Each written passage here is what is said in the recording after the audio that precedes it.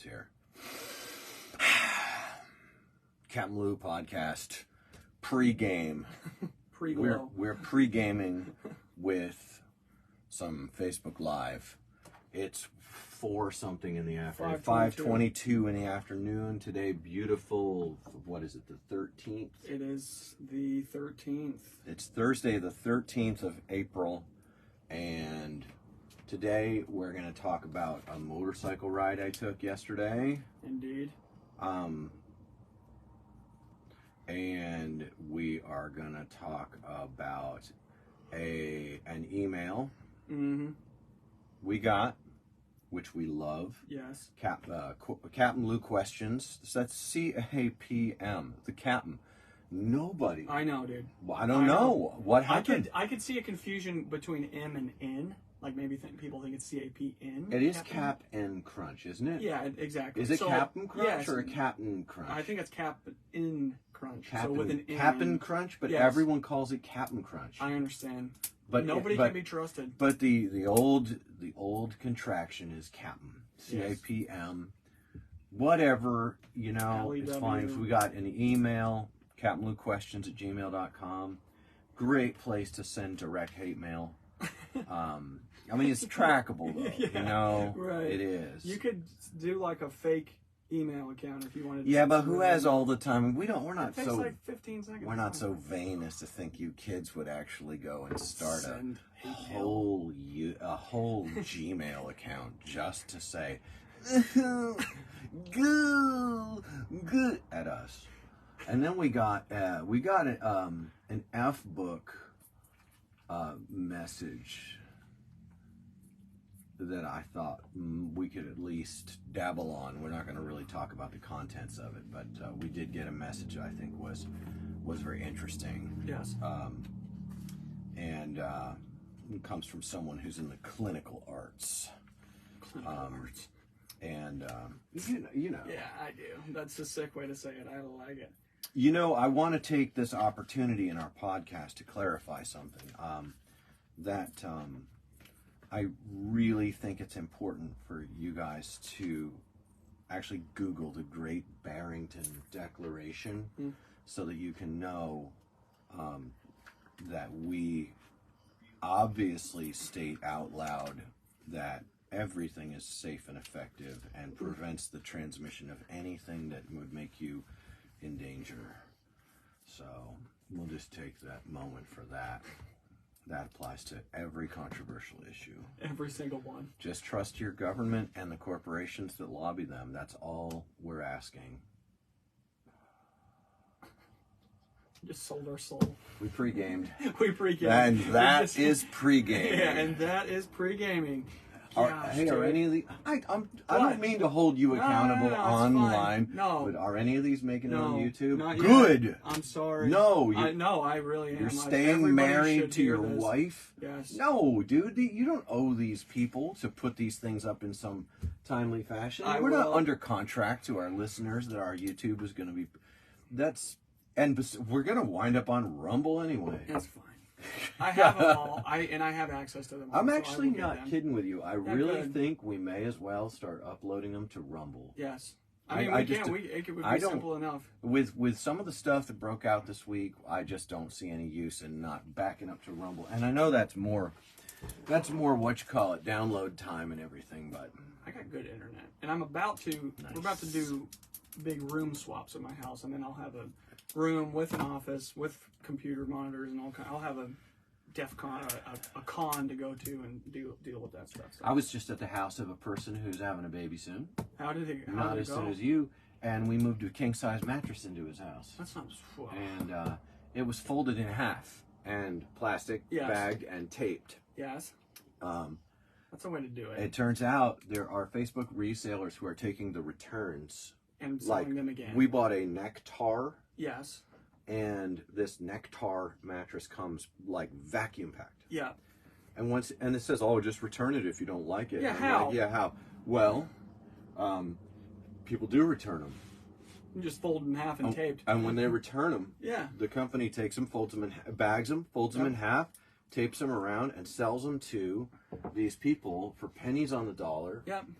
and you can get like a $4,000 mattress for like $300, $500. Yeah, yeah. that's sick, dude. And so super cool. It is cool. I like that. Why pay full price? Buy something that's already, been farted into. So pre-farted into, the only mattress for me. Gosh. So yeah. So we're gonna fire up the podcast here, and we're gonna go for an hour or so. This will be great. Nobody's watching, and it's gonna sit in limbo until YouTube time. Yes, it's fine. All right. So. All right, welcome to another episode of the CapmLew podcast. CapmLew. I think I said podcast. Podcast it. It's podcast. Thank you. CapmLew, not an N. It's an M. Do I care about anything? I don't know, dude. I love that question. Do I even care about anything? I'm gonna make you a shirt that says, "Do you care about anything?" We are not offering disclaimers on this podcast listening experience. We are simply going directly to victim blaming. For what it's worth, yes. This is on you. This is on if you, baby. You keep listening, we don't take responsibility for your reactions to what is an opinion podcast. Yeah. These are the things we think and feel as we experience stuff. Yeah. Is yes. Is it in some way? I feel reactive when I say this because I know. We live in this strange time where we're a couple of guys who we're being affected by the ancient ways. Yes. We're reading scripture, we're seeing the invisible God breaking through in the world all around us, the testimony of nature, and obviously, again, it's an opinion podcast, Yeah. you fools. Yeah, go listen to Craig Edwards. The obvious organization of our universe, it denotes design. Yes. And I get it. You're hurt. You didn't ask to be born, and really bad things are happening left and right throughout history, and you have a hard time reconciling the idea of deity. Yeah. A deity that claims to be good. Yeah. A deity that claims to be love, with the rigorous, tragic, grievous nature of the things you see around here. Good. Now do all the beautiful and just things that are around. Nope, you're not gonna. No, you're mad now. Okay, you're mad now. You're mad now. I mean, that's not without respect to the suffering, but we have it too. Go listen to our early episodes, especially Luke's. Jeez, what a shit show. What a shit show. What a shit show. I was just talking to somebody today. And they were like, "Your life is a shit show." I wish that would have been hilarious. Sometimes I do like a little bit of story time with people, and I'm like, fuck. Were they sharing? Were they sharing, or no? you? I had asked a question, and they wanted some context, so I was just giving them just a couple pieces of context, and I was like, oh, that is heavy. I forgot. I forgot about that. Yeah, and we know you didn't ask to be born, and we know that the problem of evil, the old theodicy, is at work among us all the time. We have this problem of evil, and we're sitting here, and we're being affected. Our thinking, our feeling, our speech are being affected by the hope that we found in, turns out, the promised Messiah, not only for Israel, but for the whole world. Yes. And, everyone's... Okay, so why don't we let's cook right into our email. Yeah, go because ahead. this, just today, Yes. there's war in Israel right now. They've got mad rockets coming in from 6 nations around them. Right. If it's not war, it's the precursor to war. It's whatever, dude. I'm not going to keep hedging my speech for you guys this much. Yeah. You are all big boys and girls. You can handle a guy having his own view on things. And this is on you, so... And you're the one listening to this drivel. Yeah, turn it off at any time. Yeah. But he is the promised Messiah, not only of Israel, but Savior of all who will turn to him for rescue from this soup of evil. Right. and injustice and spiritual darkness Yeah. and intellectual darkness Yeah. and physical slavery, and one day he will return. I saw a thing, and I can do it. I've been doing it for a long time. And the guy goes, I'll tell you the whole Bible in 30 seconds. Oh, jeez. Yeah. Let I'm me tell you. interested. Go ahead. All right. So the first part of the Bible is he is going to come. He Okay. will be here. Okay. Here's how. Here's where. Here's the deal. Okay. This is what it'll be like. Okay. Then the New Testament is he's Here. the Gospels of Yes. the four Gospels Yes. are he is here. Yes. And then it slides on into he will come again. Yes. The thing is, though, there are several places in the Old Testament where it talks about he will come again. Yes. So it's an oversimplification. It is, but I like it. But It's fine. it's less than 30 seconds Elevator long. talk, man. Yeah, I get it. Oh It's got man, its place. you talk about Jesus in an elevator, you're going to see some fireworks in your life. Yeah, but they're Believe me, locked I know, in. dude. Yeah, you're locked into a freaking room. I've been in an elevator with Yeah. people and just turned around with my back to the door and said, we're all in here. What do you guys think about Jesus? How did it go? Great. Oh, that's awesome. For me. Yeah, for me, for them, I had it a was great like, time. Yeah. Sometimes other people didn't want to have a great time Yeah. with it, but it didn't stop me. That's on them. They could get off the elevator at any point. Well, actually, that's not like a podcast where you can just, you can just You peace can out. blame everybody. You know what else you can do? You can send the podcast to a friend of yours. Ooh. You can also send money. Yes. Now, that's the grossest thing in the world. No, it's not. This is what we want to do with our lives. It's less than a cup of coffee a month. Oh, jeez. I mean, I wouldn't even say a Starbucks. Like, Yeah, those things are $1. $7. I think it's under $2 still at McDonald's. Really? Yeah, no Dude, zero. God bless America. Ah, Best country in the entire world. dude, McDonald's is they stopped all corporate meetings about 4 days ago. What are they doing? You wonder? They are about to fire 20,000 people. Oh, okay. Yeah, because people can't afford to eat out because they got to put gas in the tank. Wow. Bro, you're gonna What are have you gonna this. do, man? This is what Jeepers happens, man. creepers. This is what happens. Pumped 40% of all printed money into the economy in the last 5 years. It's fine. Check out Rome in 375 AD. Not much or you- 450 AD. Not This unless is you want to be happy. empires rise and fall, man. I know. You know. It's an interesting dealio there. Just paddle out and catch the next one. Yeah. Just paddle out and catch the next one, dog. Surf's up, my guy. Just paddle out and catch the next one. Oh my gosh, dude. I'm just giving it what I got, bro. That's so funny. Thanks, buddy. Just paddle out and catch the next one. So, I mean, it's so Okay. easy. It's so It's easy to fun. sit there and throw stones at why things are falling apart. Yeah. But really, the fact of the matter just stands that the ancient ways were right the whole time. Yeah. The whole time, it's been staring us in the face. The last time we talked about how visceral and violent and hate-filled the idea world is right now. How someone can say, I don't agree with this, and if they pick the wrong thing to disagree with, all of a sudden there's a huge tribal conflict over their very existence in society, their ability to have a job. And we talked about that last time. This time we're going to start off with an email we got. Yes. And this person wants to be nameless. I bet I'm going to totally drop the hammer on this person. I would assume that he would probably be fine if he wasn't nameless, but because I don't know, it's probably Keep good him to- nameless because to I be pre-read nameless. it and I'm going to drop such a hammer on this fool. Good. I am. It's going to be. Do you want me to read it? I'm just going to. Yeah, You're go like ahead. pre-angry. Go ahead, read it. I'll Okay. take some notes. Okay. Go ahead. Go. All right. I'll write down the big ideas. Go Yes, ahead. here we go. Okay. I have a question that may be worth discussing. Okay, on the so podcast. is this going to be a question? Watch it not be a question. Okay. All right, go ahead. Yeah, this skate park was built only for the gnarly kids, and that stinks. But Okay. rather than constantly point it out, why don't we just show the kooks and lame kids how to have a good time at the park not built for everyone?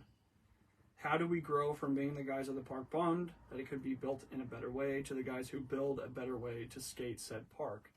I mean better not in the skillful, gnarly way, but in the way you can make the most out of anything if you are free.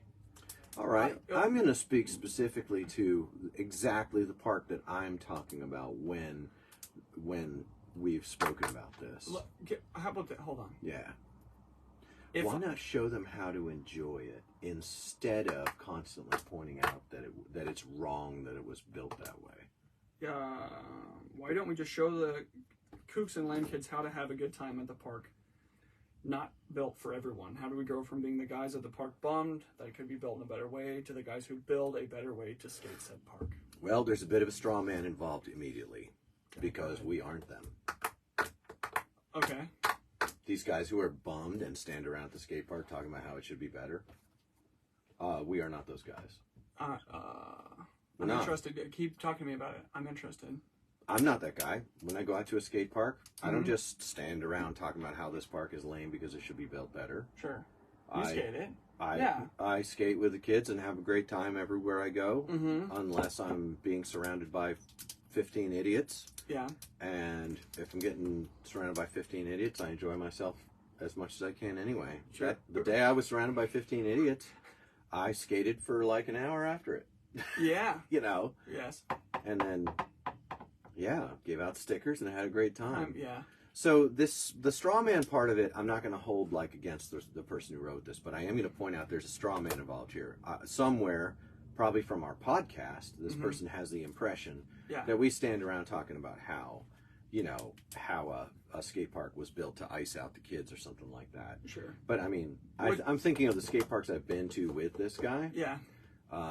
And the one time I was at a DIY park with this guy, and I skated. I don't think that's the park he's talking about. No, but I was at a DIY with him, and I skated, and I had such a hipper, and the next day I left for London. Oh yeah. That was in 2018. Okay, yeah. And then the last time I skated with this guy, which by the way, every time is fun because this guy is a funny and fun dude. Yeah. All right. The second time I skated with this guy, I skated 2 or 3 I think parks. it was 3 in total. We skated 3 parks together, and it was magnificent. And none of what he describes was happening. So I think that he's using a straw man here to sort of get at like the griping, which we do. Yeah. And there was a park in which we were, you especially, and me sitting and listening to you because I care about the way that you feel about things. Listening, but you were critiquing the design of the park, which, by the way, I totally agreed with. Was it the last one we skated? No, it was the one before last. It's one long linear run, and it's impossible. Oh, that was a crime. Yeah, no, 100%. That was a crime. I agree with you. Now, that one is different. Oh, but that one, they had to build it that way. I'm almost certain. Unless they had land issues, I don't see why they had to build it that way. I think that the community consensus bug may have bit on that one. Okay. And that the community consensus, a lot of times the builders, I said this that day. Go ahead. I was like, a lot of these builders, you look at what they built, and a lot of times they're building around, this was a chapter of what I was saying. They're building around these, like the consensus is we want here, this here and that there, and the design guys are there to, they're there to, the builders are there to serve. Yeah. And I'm not certain that the folks that built that second park that day, I said it that day, that was a big part of what I was saying was like, hold it loosely. Was that the same day there was a mom? Yes. And, that was really intense. And there was almost like a get your phone out World Star. Did I shout World Star? I think that you did or I did. I can't remember who shouted World Star. Was shouted that day. Right. There was a mom, and she was fighting for her kids' right to be in danger. Yes. She wanted her kids to be able to play on all the skate park obstacles, and they were just little bitty kids. And one of the kids was one of the young bucks that was skating. You know, he was trying so hard not to hit those children. Yes. And I was in a pretty stank mood. Yeah. And so I told him, I said to this young man, I said, "You gonna let her talk to you like that?" Dude, I remember that, dude. Yes. I said, you egged him on, you bastards. I was like, oh shit. Oh, it was boy. great. Yeah. I said, man, you gonna let her talk to you like that, dude? Dude, and she was full on Karen mode. And was she angry. was heated. Yes. Oh my gosh, the genteel Southern moms Yes. who think that their children need to play on a skateboard park. Yes. And we were being super gentle with the kids. We were being super cool. And that young man was doing a good job too. So I made sure to make him worse at it. Because I'm a bad person. Oh my gosh. You know? Are you gonna take that from her? Oh my god. He was like, you know what? You're right, bro. Oh my gosh. See, I like to have. I mean, I'm not like some iconoclast. Like I'm not always just one thing about everything. But this question. Instead of constantly pointing out that park design, there's a park up in Wilmington, Ohio, and it was built by Grindline.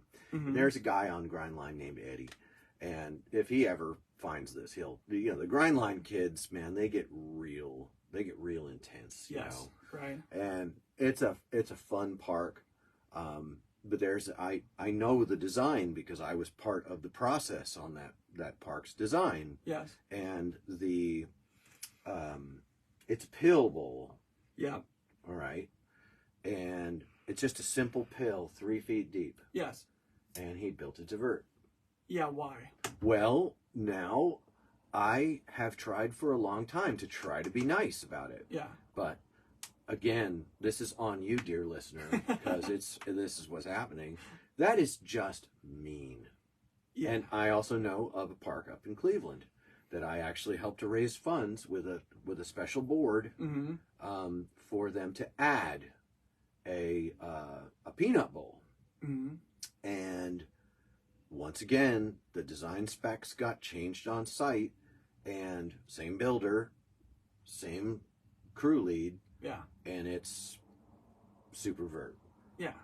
Both bowls are great, and I can skate both bowls and have fun. I actually don't skate that peanut bowl because it's a bone crusher. Yeah, it's a man killer. You're gonna get tranny checked until you got it. So it's a locals only, and it's only for folks who can put in the time on it. It's not like you can come from the land of mini half pipes and come and enjoy a nice little session, just lighthearted fun. These are bone crushing, especially the 3 foot deal. A 3 foot that goes to vert isn't 3 foot transition, by the way. It's not. It's a radius transition, and it might not be to vert, although Kokomo Park is. Yeah, that park, I've only skated that one once. And you know what? It doesn't go to vert. There's no way. No, it does, 100%. No, okay. It's like 4 foot high, and it goes to vert. There's probably 4 4 inches it's of 4 vert on it. It's nuts. You're talking about Kokomo. Yeah, with the full pipe. Kokomo, it's nuts. Kokomo, everything goes to vert, and I'm not mad about it, but but I am always disappointed when public parks are built so hard. That's true, and you can rely on me to feel that way because that's just who I am. So one reason of why not instead of constantly pointing out, don't you go to the park and just teach the kids how to rip on that, is because I do that. Okay, when I'm with grown-ups in my crew, I might noise out a few opinions, and you'll catch me scratching my head and thinking about how the kids lose out. And the only people who get welcomed into skateboarding by terrain like that are skilled, aggressive, price-paying people. Yeah. And it's a high bar of entry. Public skate parks shouldn't be built. Go ahead. It's my opinion. You bastard! How could you? And all right, so that's reason number one. Right. Basic principles of public design. Reason number two, why I don't go to that same park and have fun with kids there, is because the 471 Under the Bridge DIY, they put out a public thing that if you've ever criticized the park, you're no longer invited back to it. You are 86th. Yes. And once the guy who runs your skate shop, who has 20 odd people up into their 30s, full-on adults who are willing to enforce a social 86ing over nothing but free speech and opinion. If that's how fragile they are, and if that's how mad you can get them with something as simple as, like, some Pee-wee's Big Adventure. I think we should let him go. You know, like Get him. I think we should build it for the kid, because I was in meetings the early time, and I said, dude, design principle for public parks. Really, we need to make things entry level, and they were like, no, this is being built with an and there's lots of stuff in that specific park that I would accuse that park of being a very fun park. Yeah, I would. Sure. I would not accuse that park of genius layout. Yeah. Some pieces in there, just like it should be. Yeah. Some pieces in there, like the 2 foot quarter. Yeah. Glorious. Yeah. Absolutely. Rough. It's got Bondo underpaint on concrete. Yeah. And I just bless those who built that long, simple concrete with a parking block. Yeah. That is just a great piece of skatecraft, and it is as rough as they come, and I love it. I have watched, you know, that thing get built, and Hunger Skate Parks came in and did a wonderful bowl. Oh yeah, their bowl is great. The bowl over on the side, yeah. What a cool bowl. Yeah. And I know Hunger sacrificed profit to put in the surrounding quarter pipe stuff and stabilize one of the sinking obstacles. Yep. And I mean, there's so many good feelings about that. And and I sunk 650 of my own personal bucks into that park, and I don't feel badly that I'm 86th there, but I definitely know that I'm not safe there, because the people who surrounded me 15 at a time back in the day, not a single one of those people has ever, you know, given me any indication that they're in any different place than that as of today. And that day, my life was threatened. Yeah. They all were part of that. Yeah. They all thought that was great. Yeah. They followed it up with social media, like, you know, push over his motorcycle, put his boots in the garbage, send him home in a body bag, Johnny. You know, like that sort of stuff. Yeah, totally. Like, sweep the leg, Johnny. Yeah. I mean, we still go. We just go together. I'm always really visual when we go. I'd like to engage. I don't like to skate when I have to be vigilant. Yeah, no, me neither. It definitely isn't enjoyable. I'd like to engage with this question. In my mind, there's 2 avenues of thought that I have. The first one is that I will criticize a park that has design that, in my mind, represents an idea about skate park design that's more about an artistic feel than it is about utility.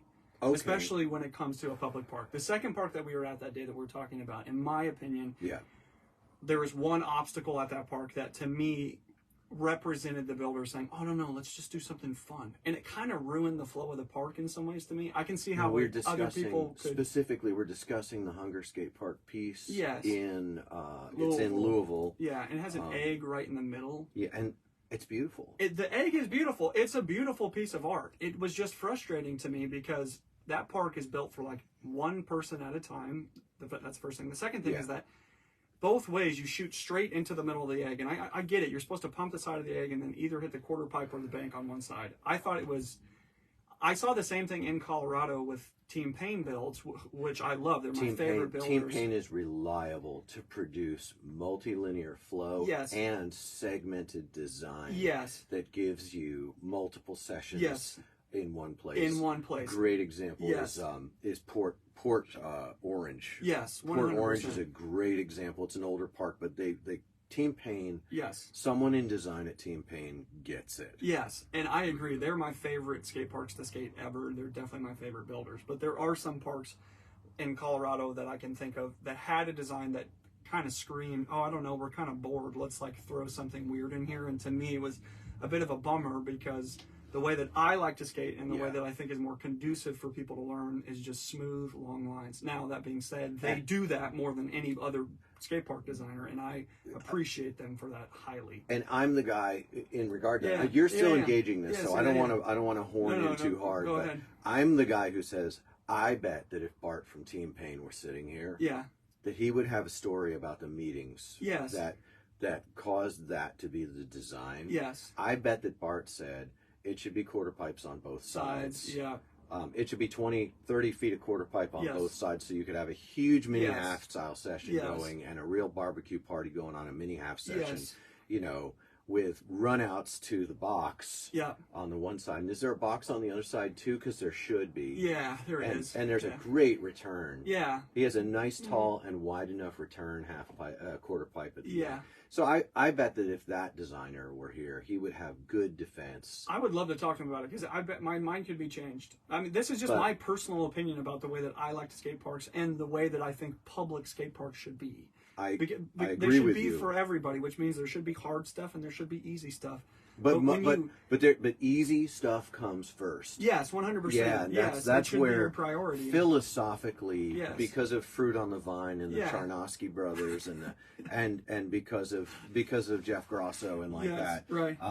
There was a lot of ego and testosterone and maybe a little bit of crystal meth that was really fueling park design to be hard. Yes. You know, now they asked for an 8-foot deep, yeah, bowl for people to skate. They get a 14-foot deep, and they're upset about it. And the guys that made that decision are like heroes of a culture. Yes. Some would say it's the skateboarding culture, but I don't know. Last time I checked, skateboarding culture is not a monolith. Yes, 100%. Keep engaging. Yeah, so that's the first avenue. The second avenue, and this one I resist entirely based upon its premise that I perceive, which is a skate park like Kokomo. It's the only skate park in the entire town, and the town is far from every other town. It's far from every other town, and the Kokomo, park is Indiana. one bowl. Yeah. And maybe like one flat bar on the top that's like 8 feet high. The bowl is impossible to skate. And the idea that I perceive behind it is if we make it hard, then they'll learn how to shred. Okay, I understand the premise. Why don't you tell us what you mean by impossible? The bowl, because people rip that bowl, and they I know do. people rip that bowl. And like our listeners, 6 of them. Our listeners. Oh, okay. So in that town, Yeah. you're going to have a fairly rare breed. Yes. You're going to have a certain finite number of people who are going to come in that thing, and they learned to rip it. Possibly at great price in their 40s and 50s. Sure. They are the heroes of that part of skate culture. Right. And the park builders and Thrasher all agree. Yeah. And if you don't like it, they're going to bombard your social media feed. Right. They're going to treat you like Jim Gray puts out a really milquetoast, kind of fluffy, really positive review of the Santa Rosa Park, I think it was. Yeah. And just gets Murked. rat packed by the Team Pain guys. And some of them are people that I love and respect. And he's got board makers and people of real clout that are just like coming in there and telling him, basically there's a nobody questions, not Team Pain, Grindline. Yeah. Nobody questions Grindline and gets away with it. Nobody gets out of that alive. Type of a thing happening. Yes. And I was watching it, as kind of like an observer. Yeah. And I was like, there's a bunch of people who think they have a certain way of thinking. But I have a certain way of thinking, but I also carry with me, and I think this is where there's a failure. Right. There's more than one way to skin a cat, and by learning about other ways to skin a cat, we may be able to filter the differences through contrast according to what makes more skateboarders. They tend to filter by what makes what they would call better skateboarders. Good. Yeah, true. Or real skateboarders. Legitimacy. It's like a legitimacy thing. You have to pay the dues. Yes. And I don't think that there's no place for that. Yeah, no, me but neither. I poured 12 yards of gritty concrete in my backyard and built something that's a little too tall. Sure. And I want it either twice as wide or I want it easier. Right. And we'll cut it down. I like skating it. Yeah, it's fun. It's nice. I enjoy it, but I can build what I want here. Yeah, which is sick. So maybe instead of griping about things, which is okay, how about as we gripe? Yeah. And by gripe, I actually mean discuss these philosophies of design. Yeah. As we discuss these philosophies of design, and this has to do with all kinds of issues. I mean, this is just a template for working with issues. Yeah. How about we listen real hard to and read and think about, I was really controversial one time because in Monroe, Ohio, about 40 minutes from my house, there was a rich guy. Yeah. And his son skated, as far as I remember it. And he wanted to start a skate park called the Skate Dojo. Okay. And he wanted American Ramp Company to come in. And they're in Joplin, Missouri. And they're really were famous at the time for building these really soulless playground equipment skate parks. And, but they had some good people working for them, and they were developing. And another one with a similar reputation was Spawn Ranch. Do you know what Spawn Ranch is? I've heard of the name. I don't know a whole lot about them. It's actually named after a place. Oh, I don't know that. In California. Yeah, there's this little desert hollow called Spawn Ranch. Yeah. It was the place where Charlie Manson's cult was. No, dude. It's such a sinister name. Yeah. It's so Heroin sinister. skateboards. Yeah. No, I get it. Yeah. Yeah, it's so sinister. I kind of love it. Yeah. Like squeaky foam. Yeah. You know, Right, anyway, so Spawn Ranch has graduated from being one of those playground anyway, this guy wants to start the Skate Dojo. Yeah. And he's a coach dad. Okay. He's not a skater. Yeah. And he wanted to pay me to help consult on design. And this was the beginning of social media and everything, and when people found out, they just set in on me like you wouldn't believe. Yeah. I'm used to it, it's fine. And all the heavies and all the legit people. Right. But I was telling the guy about, well, let's see what you got. He lays out a design. Yeah. I'm like, well, first of all, it's indoor. Okay.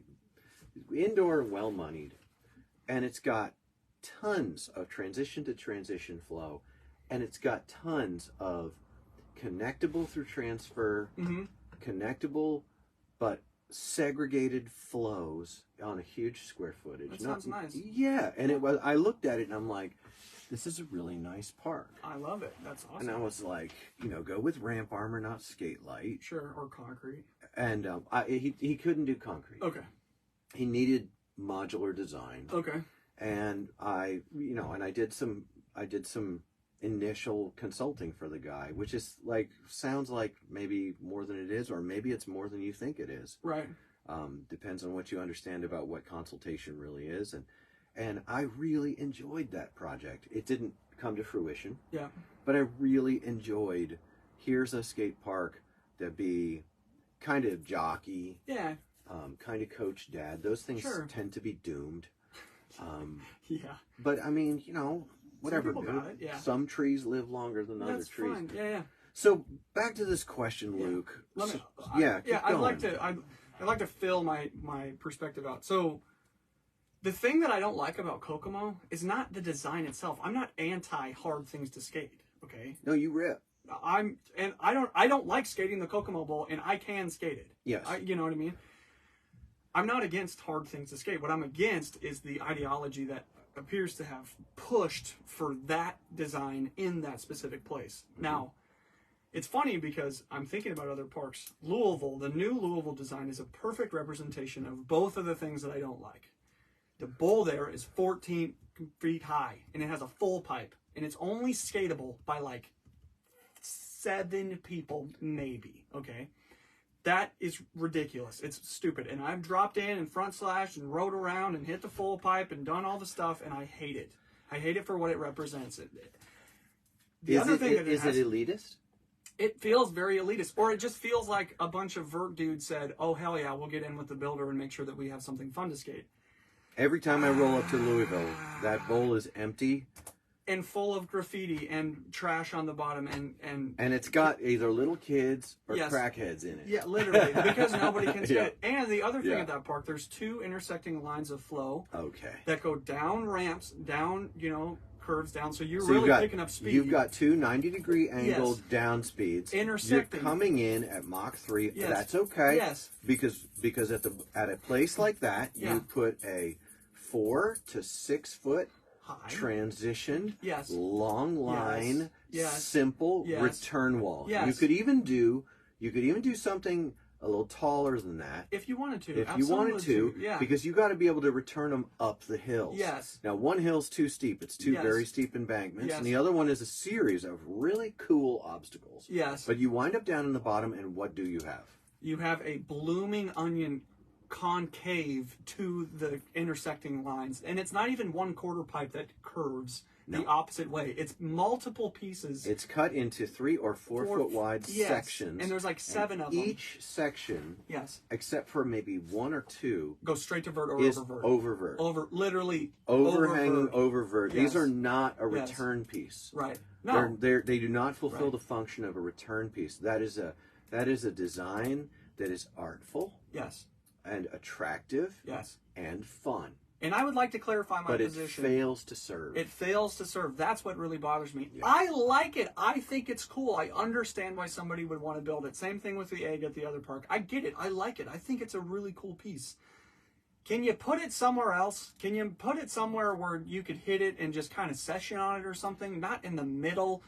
Not completely cutting off flow for both intersecting lines or for one line down the middle. 2 examples. Go ahead. Toby Park in Memphis, Beautiful. Tennessee. Beautiful. They put in the hook. Beautiful. The hook is a steel sculpture that goes Yes. to oververt, and it's massive. Yes.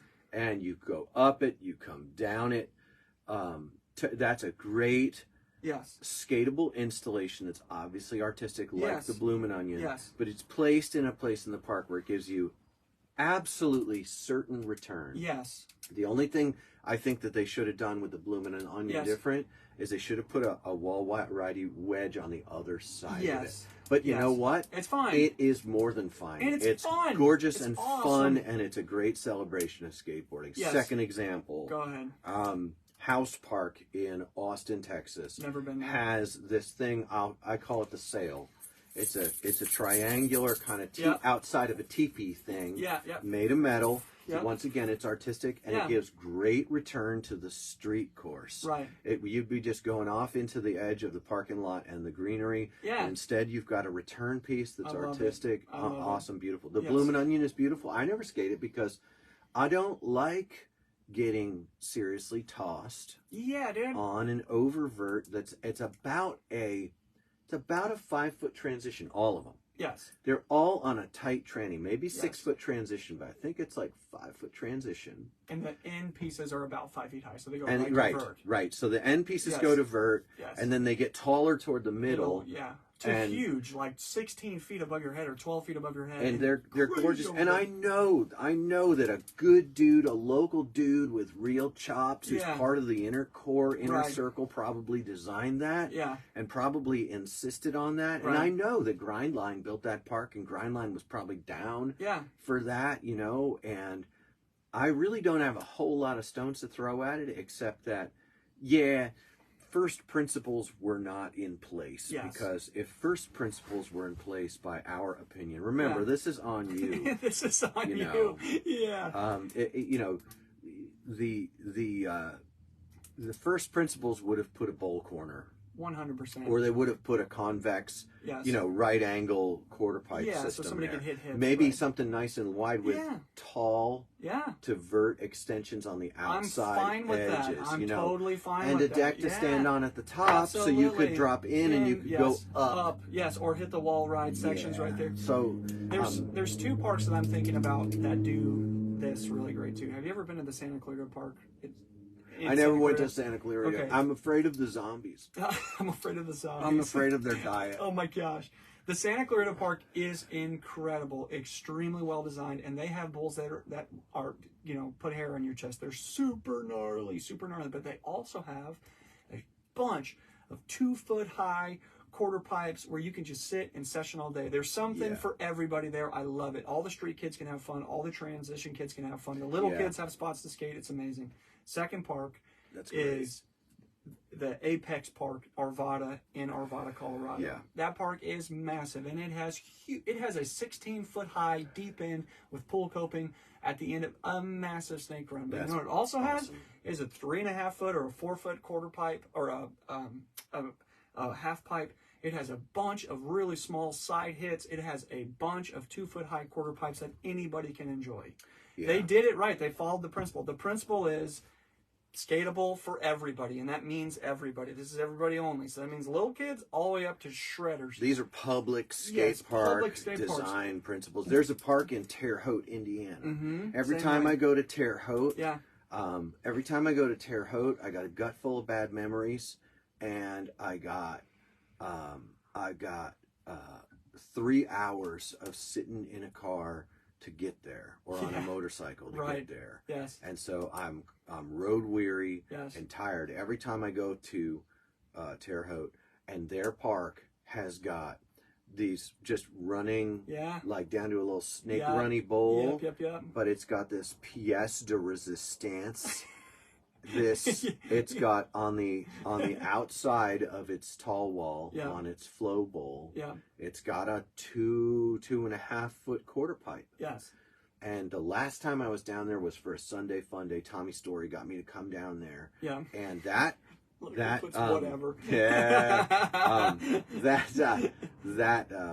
That was the party spot for me. Yeah. All the homies and everyone there, and every time I leave that park, no matter what I had a belly full of on the way there, no matter how long the drive felt to me, I leave that park having had a great session on that little quarter pipe. Yes. And it is just good memory central. Yes, I agree. Looking forward to getting back to it. It's the little things, you know, as I'm aging, you know, I'm taking it down a notch. Yeah. And the first principles that have always driven me, and I've gotten driven out because of them. Right. Those first principles are, I'm seeing it coming all the way around, because you're going to get older, and you know, and they have a new part too. Terre Haute got an extension? Terre Haute's getting more stuff, dude. Awesome. They put more stuff on the lower end of that park. Very cool. I'm really looking forward to being back there. I'd love to go. And the hospitality can't be beat. Tommy's Story is... The problem is not necessarily the... What the what? We've got a temp issue on the... I just can't believe some of these things. We're back here. We're back there. We're back there, but the iPhone heated up, so we're gonna have to. Did you catch it when it did it? Yeah, right as it did it. Good. So we'll be able to take off where we left off. Yeah. Yeah, we're using a contact charger. Yeah. This thing is hot. Yeah, dude, what that thing just needs to be thrown away, dude. Seriously. May I feel it? It's hot. Oh, it's literally like too hot to touch. Why would a guy? This is like a fire risk. I don't even understand. Made in China. Yeesh. I just missed the way he said China. China. That is such a good one. I just missed the way he said China. Way he said China. Yes, dude. Let's see if that starts moving again. It will. Oh, I got you. Yeah, let's wait. We don't even know if we're really... Does the Supermax prison have full propane? I hope so. That's funny. I've had friends in that prison. Here, let's do this. Luke's going to see if the feed is live. It says there are 5 of you with us. We need to have like a sick, like an elevator kind of music, you know? You know, it's not going to happen. Okay, so this is back. So we're going to open it up and see. It's still listening. Oh, good. Maybe it really worked. You're live, boys. I wouldn't get ahead of ourselves. Thanks, bud.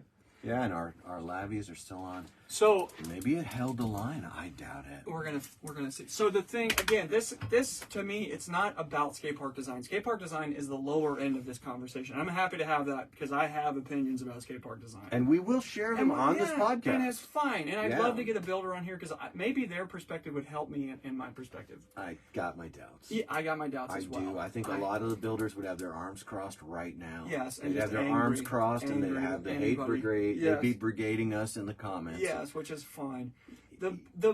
Yeah, man. Here's the deal. They call it engagement. Engagement. Oh my gosh.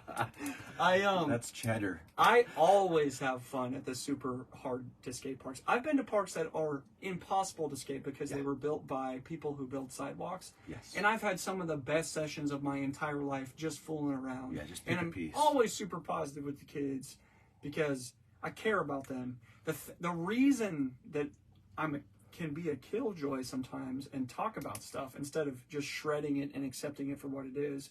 It's because those kind of designs represent a way of thinking that I disagree with almost in its entirety.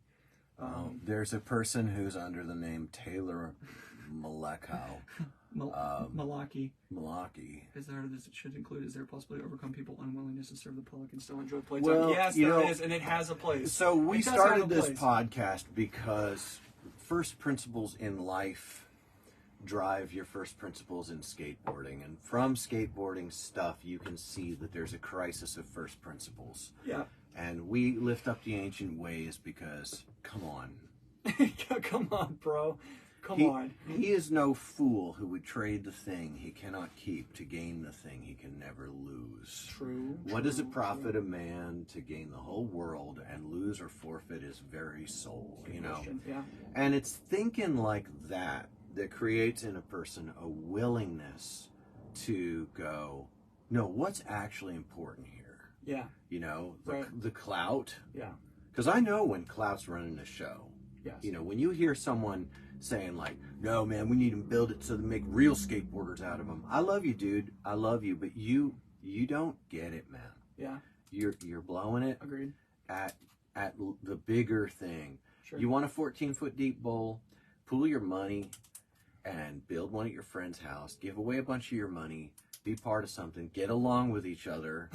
You know, that's the thing. Nobody really wants to do that all the time because people can't get along with each other. Well, why can't they get along with each other? Because their first principles are all screwed up. Right. And they cheat and lie and steal and do all these things to each other. So this is why we can't have nice things. And I would like to add, I've just to help round the perspective out.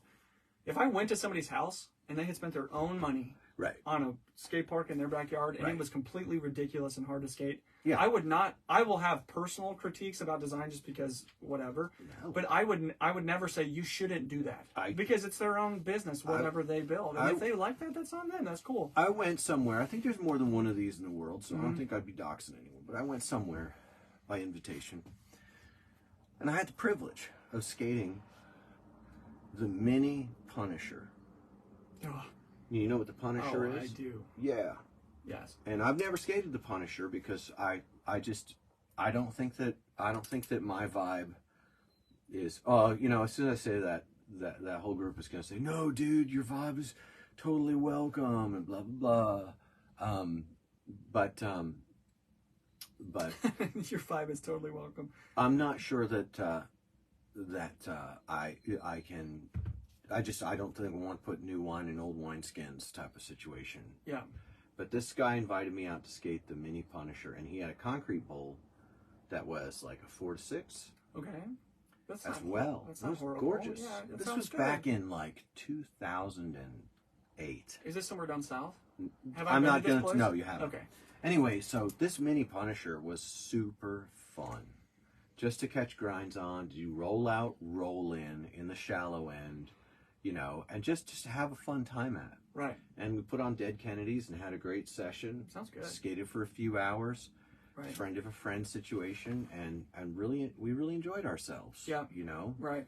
So, I'm right there with you. My stuff in my backyard is rough. Yeah. Got put in by people who, most of the crew had never done concrete, and the ones who had were stoned out of their minds. I remember, Yeah. Yeah. I like it. That's the story. Right. That's how it went, and I love all those people. Now, I will say, I will say this. I think that there is a legitimacy to go into a skate park and you're seeing the things that we're talking about. Right. And you end up saying, okay, well, we're here. This is what it is. We'll podcast about it later. Right now, I'm just going to skate with my friends, and I'm going to work to have a good time. I have to work on that myself because I can feel overwhelmed with anger about the idea that people would be so self-centered to promote an ideology that would cut out the people who aren't super good or the little kids. Especially inexcusable when it's skate shops and park designers, and they're gonna capitalize on crapping on what I call open culture. These first principles of welcoming in the beginner. Yeah. Look, if the transition is too mellow for you to have any fun on, let's see you front flip on it. You front side flip. You know? Sure. Let's see. Okay, so you're bored with 50/50s and Smiths and stuff. Obviously, I'm not. No. And you think it's too easy to skate on. Well, then 3-flip to fakie and do frontside flips on it. Right. You know, take it up a notch and run what you brung on it. But if you really want something tight and gnarly, then put something in your side yard, and you're like, well, I don't know land. Well, I'm like, well, first principles, maybe you should get a job. Maybe you should get a job. And if you can't get a good job, maybe it's because you're not a person who has good work ethic. And if you don't have a good work ethic and you take drugs and party all the time, right, maybe you should get your ass to church or just watch some Phil Robertson YouTube or videos something, and crack the good book and get back to some solid ground under your feet and simplify your heart and your mind and get back to the things that matter the most, and maybe take a break from a life of, you know what it's called dissipation. Dissipation is when something goes from a high concentration to a low concentration. Yeah, sure. And your life can be dissipated. That's not a good thing. You want your life to be concentrated. So you got flavor and you have, you know, something like impact. Yeah, you know? sure, right. You want to be a person, that's integrity. Yeah. You know, integrity is a structural term. Yeah, it is. It is. That's cool. Structural integrity is what you lose when you live a life of dissipation. Yeah. And you don't only lose the effect of what you could have had or could have accomplished, you also lose your mind. Your mind becomes dissipated and you become easy to push around. You become easy to get fooled and tricked by people who pretend they have your best interest in mind. There's no shortage of very, very popular idea forms that want to trick you out of a concentrated life that has structural integrity and makes a positive impact on the world. And that's what pisses us off when we're standing at a park and we're just seeing that, you know, if we don't have the wherewithal to employ solid first principles on public park design, then what's happening at the parties to vulnerable people? Because we have had to do cleanup on aisle 5 for people who've had bad things happen at these parties. You know, I've watched as people have moved away because something happened at a skater party to them, or something happened at the DIY to them. And on and on. And no, I've never called the cops on a DIY. That's a favorite tale they tell about me. I have never, ever called Johnny Law on all the underage drinking and underage drug activity. Mostly because when I'm around, it's hidden. Which is another way that having a non-dissipated life might possibly bring a good effect. Is that people know better than to do that with kids around me. Because I would call the cops, you dummies. I'm kind of ashamed I haven't called the cops more. Am I supposed to be ashamed if I call it? Let me get this straight.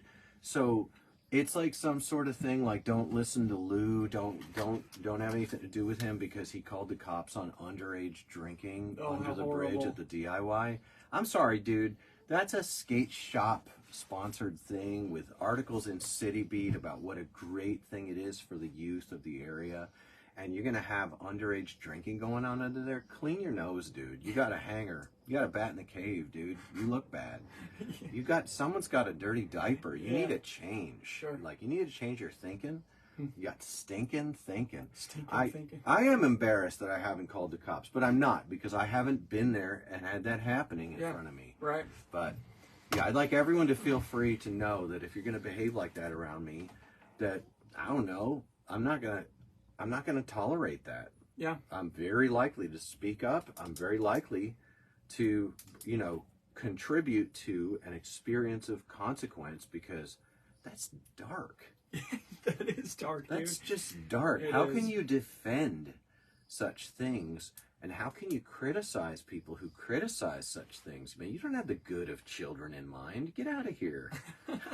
What are you doing on this podcast? Go to your room. Go to your room. Clean your room. Clean your room. So why not, instead of constantly pointing out how these parks are built on bad principles, why not go to the park and show them? 2 major reasons. One is, no, we do that. Yeah, but that's true. Among adult friends and on rough days, you might see some of that very behavior. That's free speech. You know, I love you. It's in the Constitution.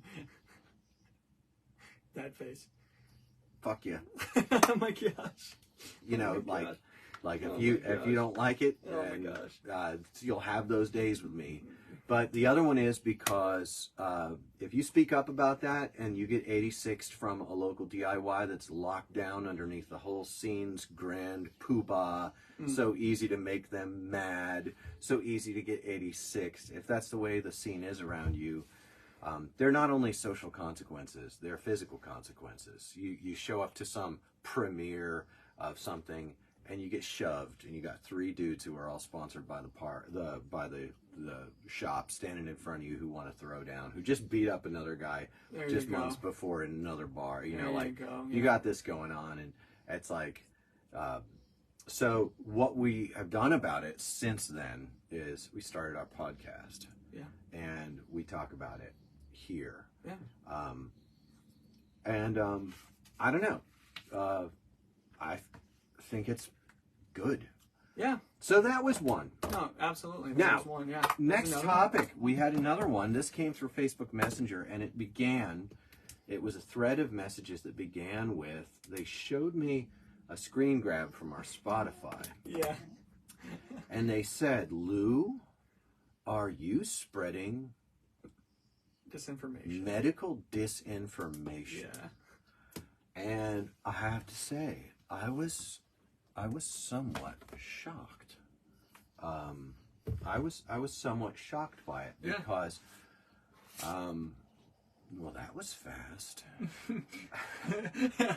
But it wasn't what I expected. I was hoping it was a full-on mob. I was hoping that we would just get canceled so we could finally be free. Right. The next thing that came was, did you know that on some of your episodes on Spotify that they've put a disclaimer that you're spreading disinformation?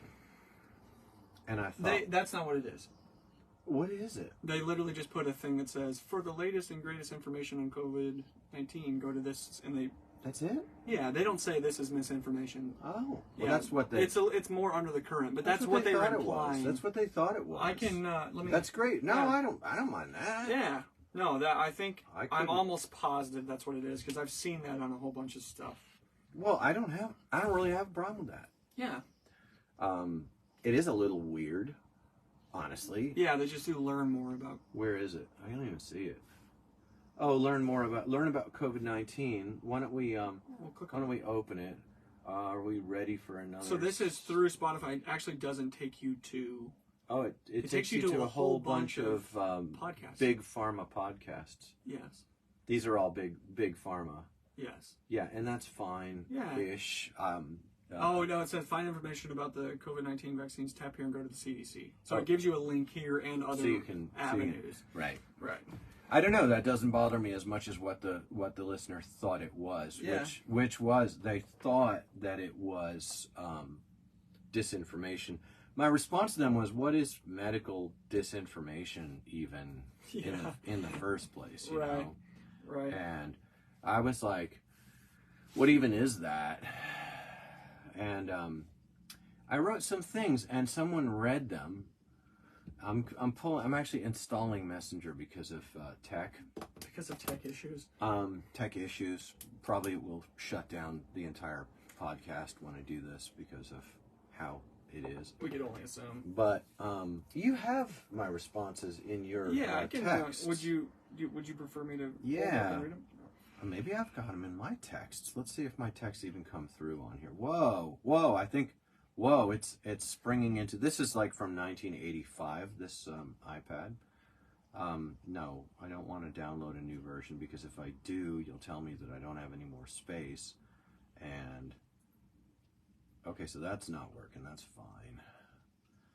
And let's see if that's installing. Nope, that didn't install. Okay, so you can't put Messenger on it. That's great. Apple. You want me to read the exchange? Hand it to me. Yeah. I don't want to read the exchange because this person is. If you scroll down or swipe to the left. So, are you spreading misinformation, Lou? I said, what is spreading misinformation? And then the person wrote, Spotify took the liberty of tagging some of your episodes with disclaimers about COVID. I've been enjoying the pod. I'm glad they were enjoying it. At that point, I felt a little bit relieved because I really love this person. So I wrote, well, I guess it turns out that saying what we think, see, feel, and learn is going to get marginalized. You're going to have weird advertisements for medical procedures put on any discussion of whether or not this or that is this or that. Great Barrington Declaration.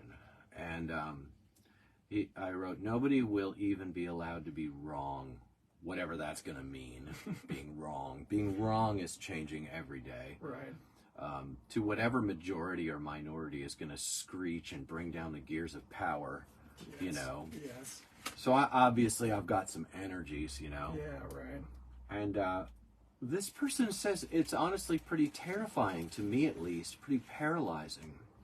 And I said, what is? The fear of getting COVID and dying of COVID, or having someone you love die of COVID, or the weird, creeping postmodern totalitarianism, the alternative to which is this strange right-wing theonomy that's being offered. Yes. You know, it's weird.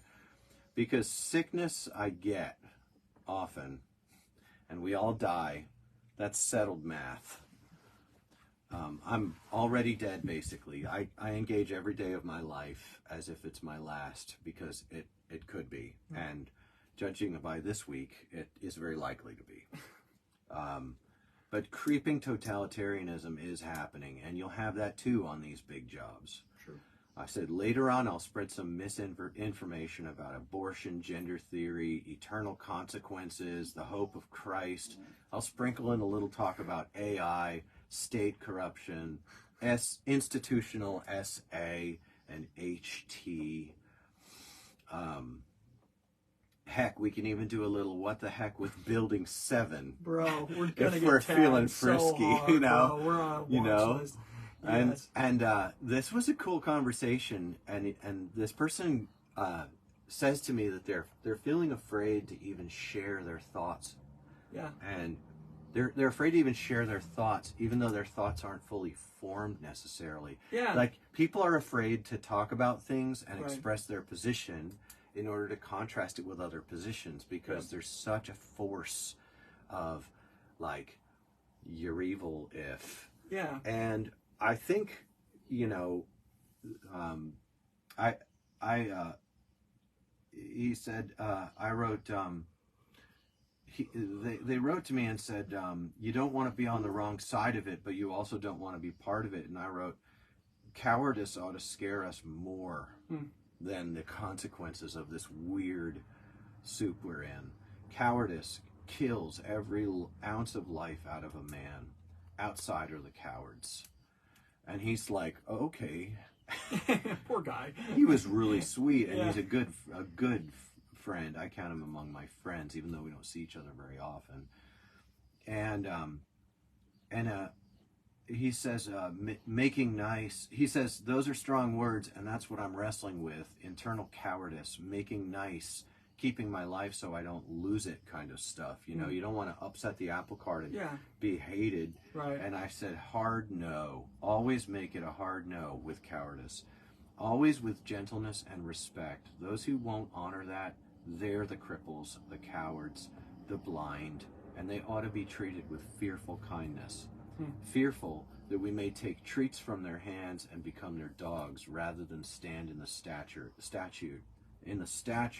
of heirs to the Son of God, because he's a believer like me. It's a higher calling than left or right. Yeah. And I wrote it, and I wrote some more things. I wonder if any of them really fit. And then I put a picture of my motorcycle up and said, I'm doing this about it today. I said, I'm so grieved and broken over our generations that I can barely move. Friday nights, 7-ish, my house, sinners only. And I don't go in on the patriot stuff. It's all kingdom, all Jesus, start to bloody finish. I'm with the guy on the middle cross. The patriots think I'm theirs. They make us quick work of me as the present postmodern mob. Even worse are those theonomists. I'm in the wind, and I got on my motorcycle, listening to a podcast about history, specifically American history, and I got on my Radar, which is, it's a 98 build on it's a twin cam with a 98 build on it, which is big, powerful. It's a drinker, and it has a 1.5 gallon tank. Yeah, little. So you you ride for like 50 miles and you fill up, and I always carry an extra liter with me. That'll get me 20 miles, you know, and so I got on my bike and I started riding, and I rode for 3 hours south, and I went to a town I used to live in just to go to the houses I used to live in. Yeah, just take a look. Then I went to the local store and I tanked up, and then my bike wouldn't start. No. My battery was cooked. Oh no, I did not know this. I'll get my multimeter out, and what I think I'll find is my regulator rectifier is bad. Okay. And it's cooking the battery, so it's putting out way too much or way too little? Putting out alternate current. Oh boy. Yeah. Okay, not cool. So it's putting out like 100 volts on a 12 volt system. Yes, right. Because so then I was stuck in this little Kentucky town. It's a town with 2 religious institutions in it, and I'm walking around and I'm just dirty and hairy and greasy and sunburnt. Yes. And I really felt that nobody wanted to talk to me. That's the way that you felt. People were passed for like an hour and a half. I'm just walking around trying to get. I walked down across town to the dollar store and picked up some channel locks and some wrenches and a screwdriver. So I left my tool bag home. Oh no, that's because I was just going to Kentucky. You're just going on a ride. Yeah, totally. And I had been riding the thing every day this week for hours. Yeah, that's. I was riding it for 2 hours a day at least. That's so classic. So I had done the shakedown. Yeah, right. Shakedown complete. I had done the shakedown. Right. And when it didn't start, I made this decision. I was like, okay, Jesus, you're messing with me, and that always is good. Yeah. You know? And so I'm like, all right, be patient, man. Just be patient. So there was a slight hill, and I'm pushing a 650-pound bike. Oh, son. With narrow bars up this hill. Yeah. And I'm having to stop every 25, 30 feet just to rest. Yeah, sure. And then push, and then rest, and then push. And it's hot out. Yeah, of course. It was in the 80s, which is hot compared to what it just was. Absolutely. So I push it up the top of this hill, and there's like a dude on his porch, and he's young and strong. Yeah. And he's just looking at me like I don't belong. I don't know if that's what he was thinking. Yeah, that's the way it felt, though. But I coasted it down the hill and tried to pop start it, but I tried that twice. The battery was just cooked. But when I stopped, I was in front of that guy's house. Yeah. And he said something to me like, "Oh, it didn't work."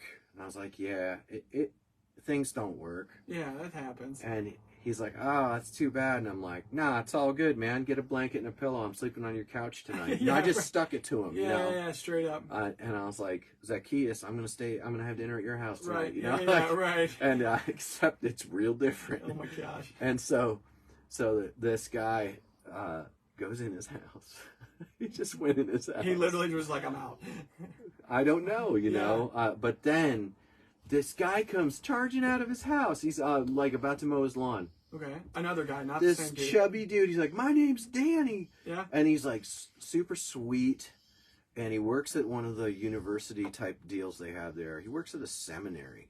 Good for him. Christian seminary. What does he do there? I've come to expect very little from institutional Christianity. Cemeteries, yeah. And the stupids at the seminary. I mean, the students at the cemetery. Yes, I mean, the students at the seminary. Yes. But Danny, he's probably 60. Okay. And he's got a bad ticker. Uh-huh. And he's pushing my bike up the hill with me. And he's helping. telling me, he's like, I just want to live for a day. I clean toilets at the seminary. Good for him. And he's like, me and my wife sold everything and we came here. We did this, we did that.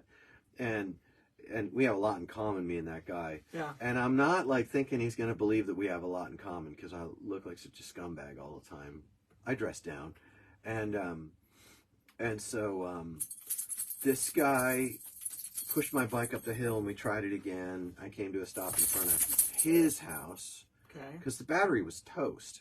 I could smell it.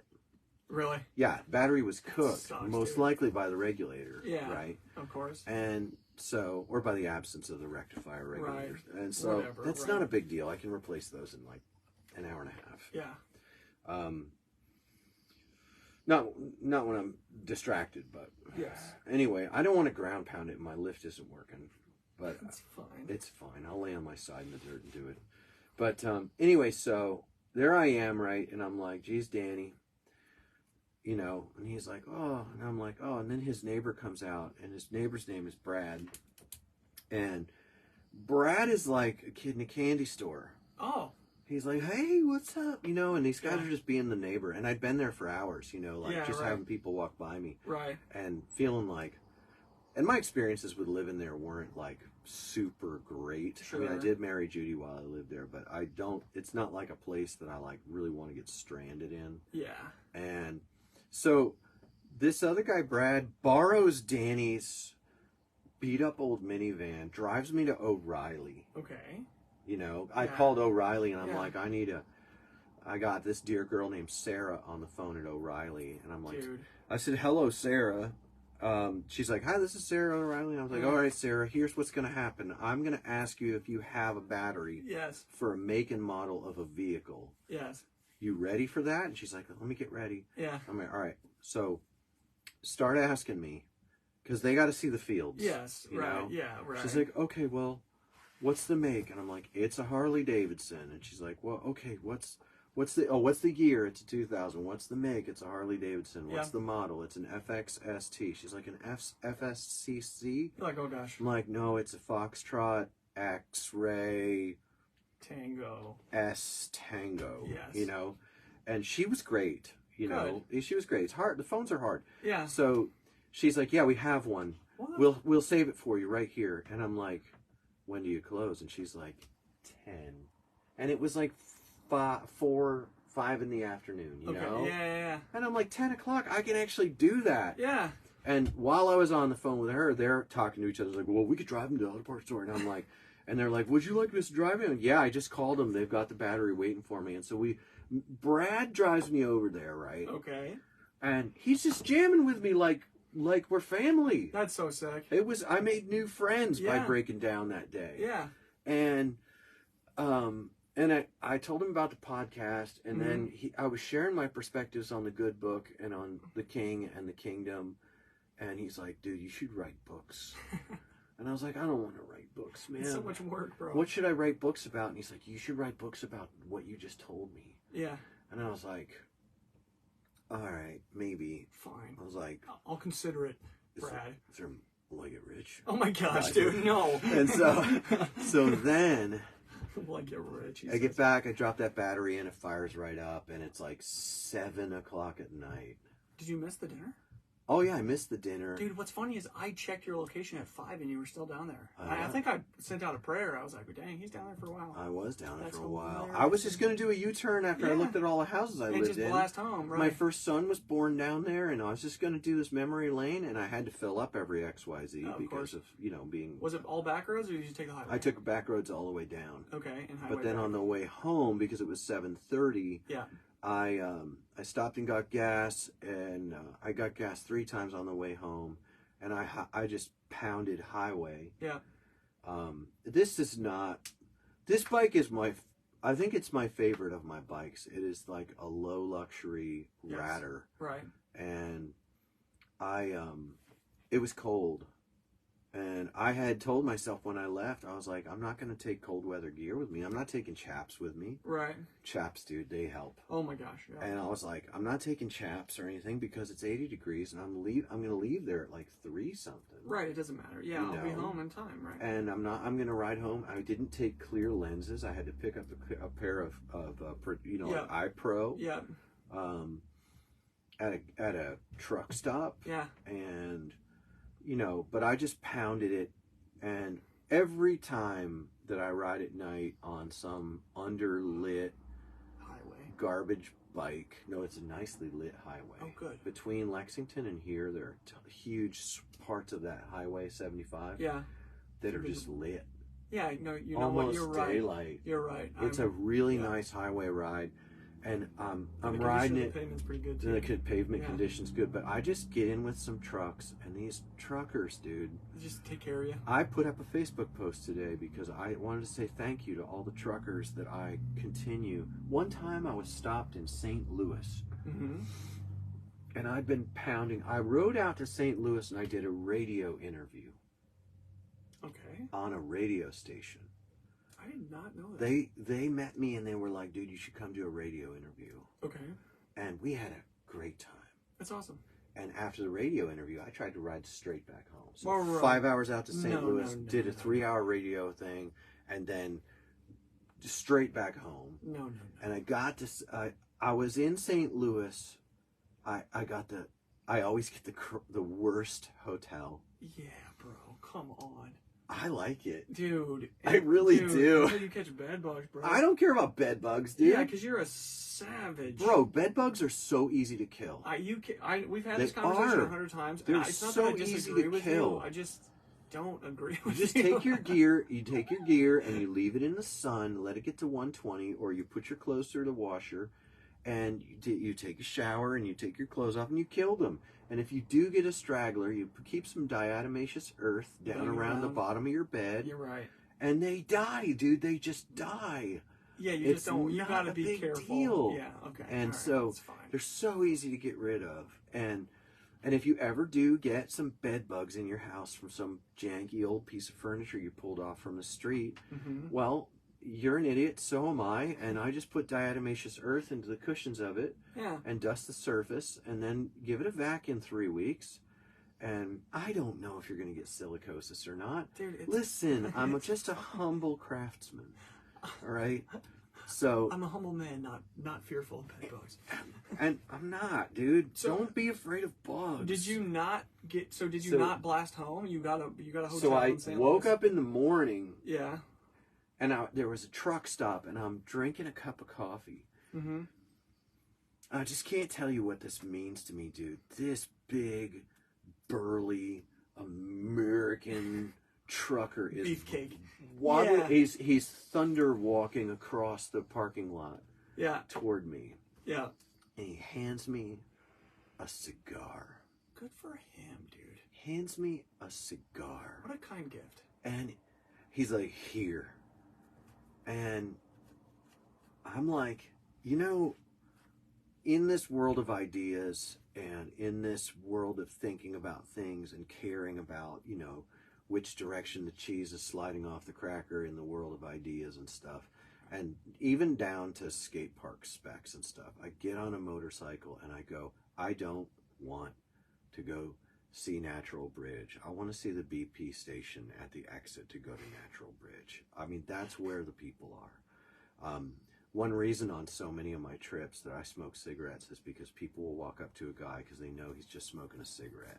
Yeah. And they walk up to me down in Florida, out in Texas, Arkansas, Texarkana. Yeah. Oh my gosh, dude. Yeah. And American people.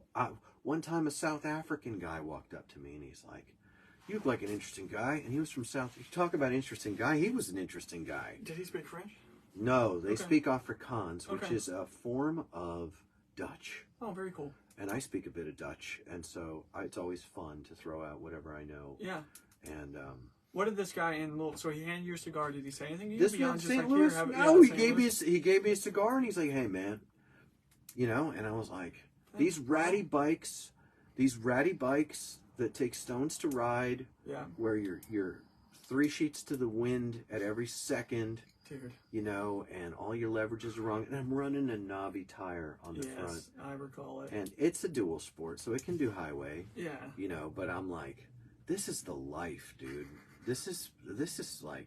This is the life. It is, dude. Breaking down in a town and making new friends and like that. And someone said, you should write a book. And he started listening to the podcast. Yes, dude.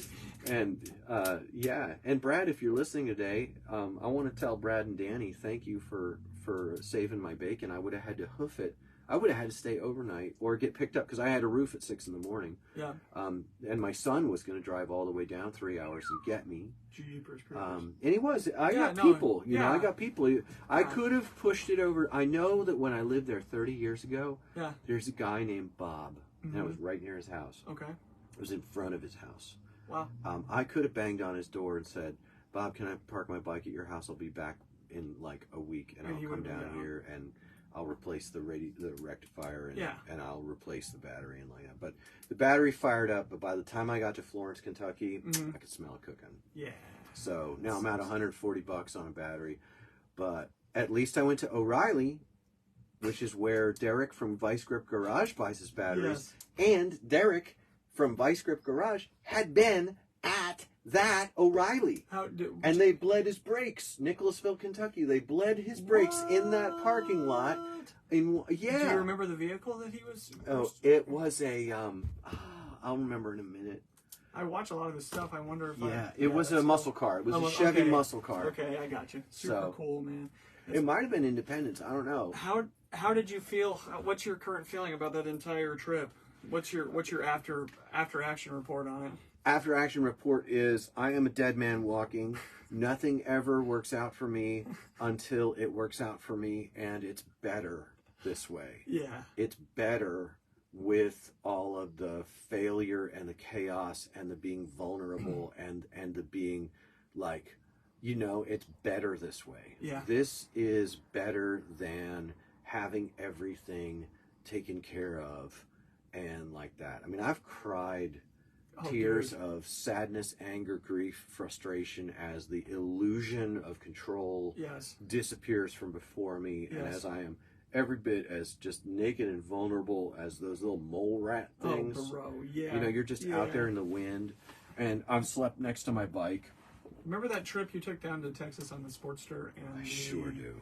What went out? It was your ignition coil. I remember you calling me and just being so savagely disappointed. Yeah, heartbreaking, dude. You're in it right now.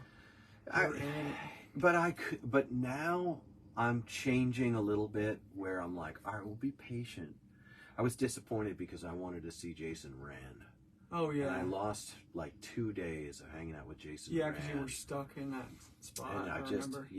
And also because the night before, the KOA that I had booked a campsite at, they closed, and I couldn't get my campsite.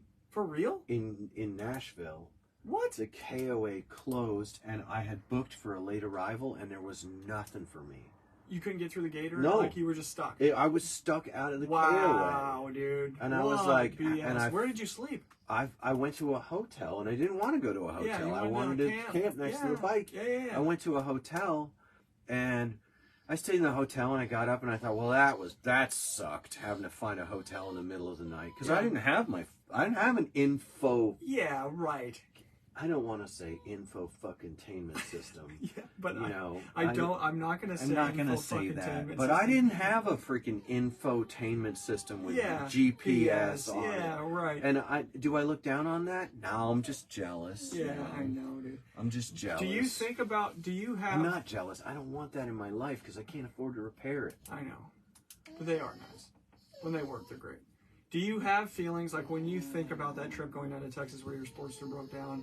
Do you have like soft, warm feelings about that experience? I do. Like, I do. And do you have feelings like, oh, I'd do that again? I tell you what. First thing that happened when that coil went out, bike started chopping. Yeah. And then it started to die and catch again and die and catch again. And I was in the Big Pines on Route 40 west. I was within 50 miles of Texarkana, easy tow distance to Texarkana without extra charges. Sure. Right? And I had a cell phone, and I had AAA, so I knew I was okay. Yeah. I got off the bike, and immediately, an old man biker, pulled off, parked. He walked back to me, and like, the first of the series of words out of his mouth was, "It's gonna be okay, brother." Dude, you made me cry. Dude. And he hugged me. Yeah. He hugged me. He made sure that I had a cell phone, and I had already called for AAA at the time, and he was like, I'm glad you're okay. And he was just rooting for me from the heart. It's probably the angel Gabriel. This is what... It probably was, dude. The Lord was like, don't save him. Just go give him a hug. You know, like, it probably was, bro. That's so sick. So the thing is he it would almost be better for me if he was just a fucking American. Yeah, I know. He was just another stupid American like me doing dumb shit on the highway. Yeah. And he hugged me. The tow truck came, and every tow truck guy is like my dad, dude. Yeah. Like, I'm like, well, like, my dad was nothing like that. Yes. But like, yeah. I'm like, dude, you're a tow truck driver, freaking heroes of the highway. Yeah, you want to give them a hug. Yeah. I did, and he was great conversation, and pulled me into Texarkana to the Whiskey River Harley Davidson. Mm-hmm. Were they open? No, it was like midnight. Flipped. Yeah, flipped. It was like midnight. Okay. And it was after closing. Dropped it at the Harley place, and walking distance, short walking distance, was a nice hotel. Good. Judy no, I don't think she had points, but I had just sold a crap ton of skateboards. Yeah, so you had some cash on hand. Yeah, because I did an event in, like, I feel like I did. Maybe Nashville I didn't. Or Maybe Memphis? I didn't. I think I didn't. I think I have 2 trips mixed up. It happens. But I slept well. I got up in the morning. I went in as soon as Harley opened. I said, look, I had broken wires. Mm-hmm. Did you ever buy a bike and you open it up and all the wires are folded and then zip tied together with 180-degree angles and a bird's nest underneath? Yeah. This was that. Never a bike, but a truck, yeah. Yeah. And it's like, I'm not into blaming the guy before you or talking bad about him. I love the guy I bought the bike from. Yeah. I think he's a fine chap. Yeah, he just probably did the best he could at the time, and then. Yeah, and so it had broken wires. That was problematic, but the broken wires burned out the coil is the going theory. And they didn't have one in stock. They didn't have one in stock, which is an absolute crime. Well, it wound up costing me $62. Oh, good. To have the part expressed over, which is the next day. Yeah. And honestly, I was very lonely, and I was very sad. And Jeremy Ferris is he's a good bike mechanic. Yeah. And he's been a good friend to me over the years. I called him up and I was like, man, and I called my Booze Fighter friend. Yeah. He's in the Booze Fighters MC, and he's like, do you want my friends to come get you? And I thought, I don't want to take any favors. Yeah. But I should have let them come help me. I should have. They probably would have had the part, and I should have let the Booze Fighters MC help me. Although I would have left in the morning with a hangover. Oh. At what price? They fight the booze. Yeah, they fight the booze. It's in the name. It's in the name. And but instead I stayed another night, and then the part came in, and also I'm sitting on my butt, wrenching on my bike at a Harley, and all the old guys and the hog riders and all these guys are coming in, and we're having these great conversations, and it's all about, this is part of American Motors. And they're like, you're riding a Sportster to Texas from Cincinnati? And I'm like, yeah, it's a great bike. You pack your gear behind your back and you go. Yeah. But I was dropping that everywhere because I had 80 pounds of gear on my sissy bar way up high. And, and like, I didn't. I dropped it once. But it's fine. It is fine. It really it's is all fine. fine. It was a gravel lot, too. Yeah. And don't own it if you can't scratch it. Yeah. Oh, my gosh. That's I don't think that for you. I think it for me. Yeah, no, I agree. But anyway, so that was yesterday. And that's what we wanted to talk about today. Yeah. We wanted to talk about some big ideas and some soothing experiences, and pounding the highway home, cooking your battery, knowing that I'm going to tear into this thing. I love tearing into them, and that's not a big deal. Yeah. Your perspective about motorcycles is a little bit different than mine, because when I think about what you're talking about, I get this overwhelming sense of total exhaustion, like soul level, where I'm like, I don't need this fucking bullshit in my life. No, I'm like that too. But you know what's funny? I'm like that too. When I'm in it, I have a great time, especially if you're with a bud. Especially when you're with a bud. Yeah. Dude. I mean, that's the one thing is I'm not riding with a friend, and I'm alone out there. Well, as soon as I get a bike, we'll do it together, and it'll make it 100% better. 100%. And then we'll take the podcast on the road. On the road. Hey, look, we use the last 5 seconds we got here to say, or we have a minute. Yeah, we have a minute and 15. We are on Apple Podcasts and stuff. Who knows for how long?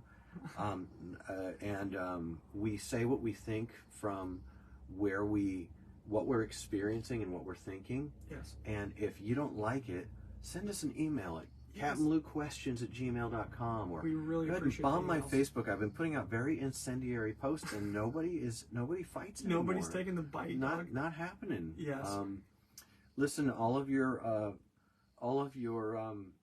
factory-made boards are garbage, and repent and believe the gospel. and there you go.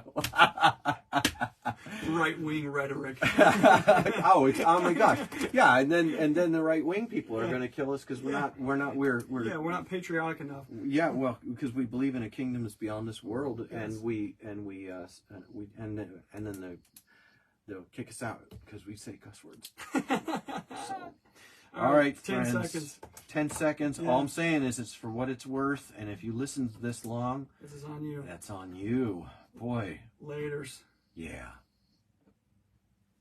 All right, that concludes the audio podcast we had pregame. Yes. And afterglow. Now we get afterglow. Yeah, we want to thank all the people who are, who watched. And participated. It tells me that we had people who actually watched this entire thing.